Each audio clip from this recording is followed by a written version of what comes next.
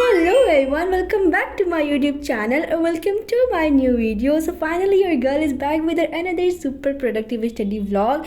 And sorry for delay guys. If you missed me, do let me know in the comment section and please मेरे एक छोटा सा paragraph लिख देना so that I can get to know that how much you missed me. Okay? So yeah, and मैं तुम्हें सच बताऊँ so I really missed all of you guys. So let me tell you that why I was ghost for some time because I was shifting my room as I told you in my previous videos. हाँ तुम लोग को बताया है, अगर तुम लोग मेरी डेली व्यूअर हो so you must have known about it. So yeah today I am going to do finally English. I don't know मैं कितने दिनों बाद ये पढ़ रही हूँ, कितने दिनों बाद क्या भाई, मैंने तो इसे कभी पढ़ा ही नहीं है. मतलब मैंने तो इसे अपने हाफ एड में पढ़ा था एंड यूटीज़ में पढ़ा हुआ, क्योंकि मैं कभी भी ऐसे इंग्लिश हिंदी प्रेफर नहीं करती हूँ because I found them easiest subject. So I was like अगर मैं ये पढ़ूंगी तो अभी मेरा टाइम वेस्ट होगा, but I think the right time is here to study Hindi and English. So yeah आज मैं पढ़ूंगी ट्रेजर चेस्ट. इसके जितने भी पोएम है आई वाज लाइक मेरे को कंप्लीट करना है.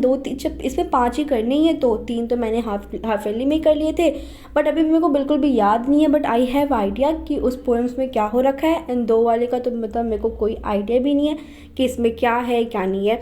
तो हाँ, यहाँ पे मैं ट्रेजर चेस्ट अभी करूँगी एंड एक दिन में मैं सारा सोच रखा था कर लूँगी, बट ऐसा नहीं हुआ था क्योंकि 10 हैं यार, तो टाइम तो लगता ही है. तो हाँ, अभी मैं 2 दिन में ये कंप्लीट कर लूँगी. आज मैं अभी अपलोड कर रही हूँ तो अभी तक का ना मेरा ये कंप्लीट हो चुका है. 5 चैप्टर्स में हो गया है एंड अभी स्टोरीज़ में सिर्फ 3 ही हुए हैं, 2 और करना रह रहा है. एंड देन मैं जूलियस सीजर पे कर जाऊँगी. एंड इंग्लिश लैंग्वेज के लिए जूलियस सीजर पे सिर्फ मैं 2 दिन दूँगी, ज़्यादा टाइम नहीं दूँगी उस पर, क्योंकि उसमें वन शॉट मैम ने डाल रखा है तो मैं उसे आराम से पढ़ लूँगी. एंड रही बात इंग्लिश लैंग्वेज की, तो उसमें मैं कोई भी लेक्चर कोई भी बुक कुछ भी नहीं प्रेफर करूँगी. मैं बस 10 ईयर्स लगाऊंगी, क्योंकि इंग्लिश लैंग्वेज मेरा सही है. मैंने बहुत सालों से प्रिजर्व करा है कि मैं उसे कभी भी नहीं पढ़ती हूँ, but I score really well in that. मैं कोई भी ऐसा रेफरेंस बुक नहीं यूज़ करती, कि मैं प्रैक्टिस भी नहीं करती उतना ज़्यादा. बट ये 10th है so I can not take risk. मैं 10 ईयर्स अच्छे से लगाऊंगी. एंड प्रीपोजिशंस में मेरे से मिस्टेक्स होती हैं, बट एक्टिव पैसिव वॉइस यही सब जो है छोटी छोटी चीज़ें ये सब तो मुझसे हो जाती हैं. सो या तो यहाँ पे मैं ना देखते जा रही हूँ इंग्लिश फॉर ऑल से लेक्चर. मैं ना नूपुर मैम का नहीं देखती हूँ क्योंकि बहुत ज़्यादा लॉन्ग फॉर्म में बताती हैं. एंड इंग्लिश फॉर ऑल छोटा होता है एंड बहुत ज़्यादा सफिशिएंट भी होता है. ठीक है, मतलब बहुत ज़्यादा अच्छी तरीके से मेरे को इनकी चीज़ें समझ में आती हैं. एंड मेन बात तो ये है यार कि इसमें ना बहुत ज़्यादा छोटी एक्सप्लेनेशन होती है, इतनी बेटर होती है. मेरे से क्वेश्चन भी बन जाते हैं इनसे पढ़ने के बाद. सो आई वाज लाइक मैं इनसे ही पढ़ती हूँ.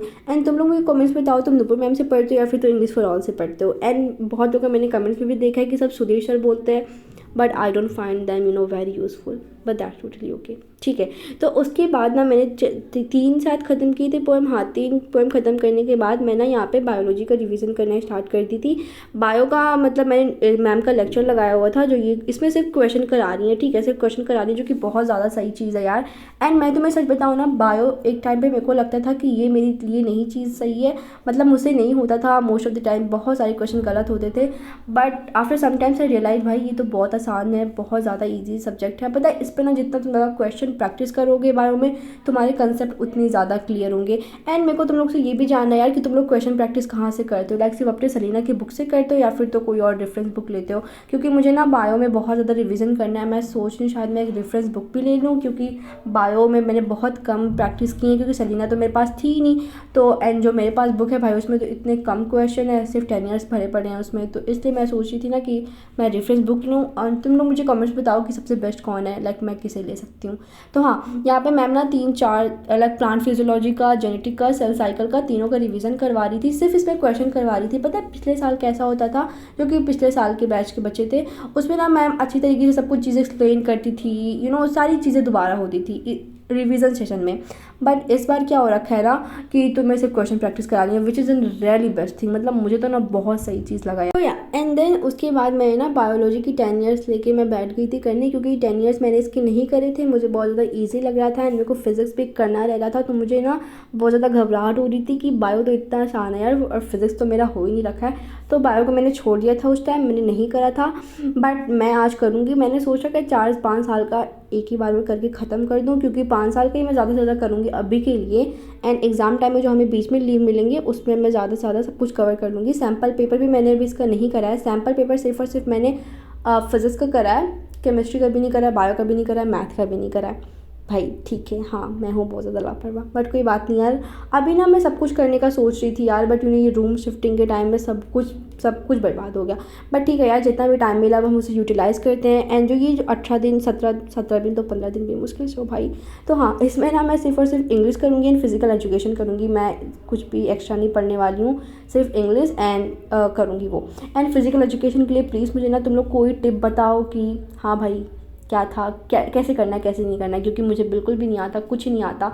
एंड तुम लोग को तो पता ही है यार कि फ़िज़िकल एजुकेशन मेरा किस केस में आया था।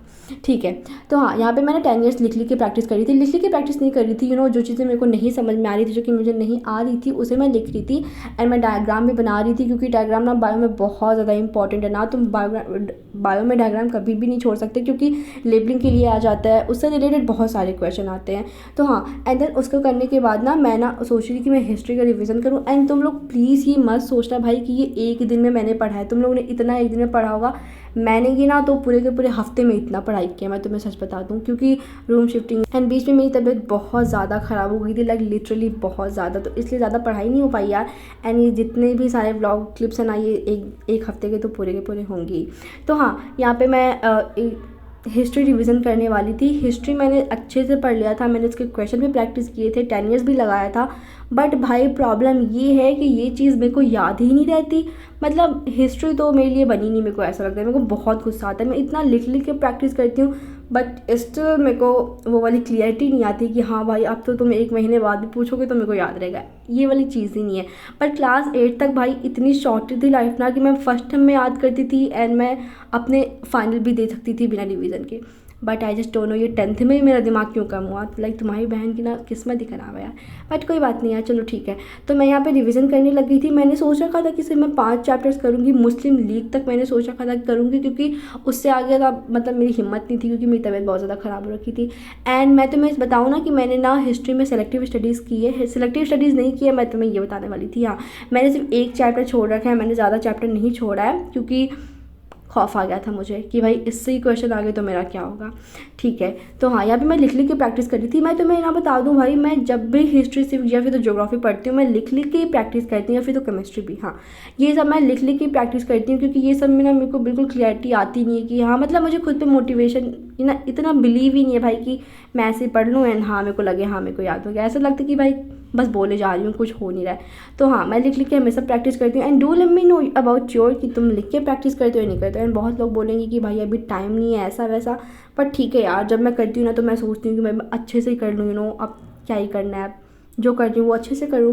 एंड एट द लास्ट ये सुबह की क्लिप है, मैं यहाँ पे बुक रीडिंग कर रही थी अपने वर्कबुक से। बुक रीडिंग करने के बाद मैंने बहुत सारे क्वेश्चन प्रैक्टिस किए थे, 3 करा था पोएम, तो उसके 3 क्वेश्चन प्रैक्टिस किए थे।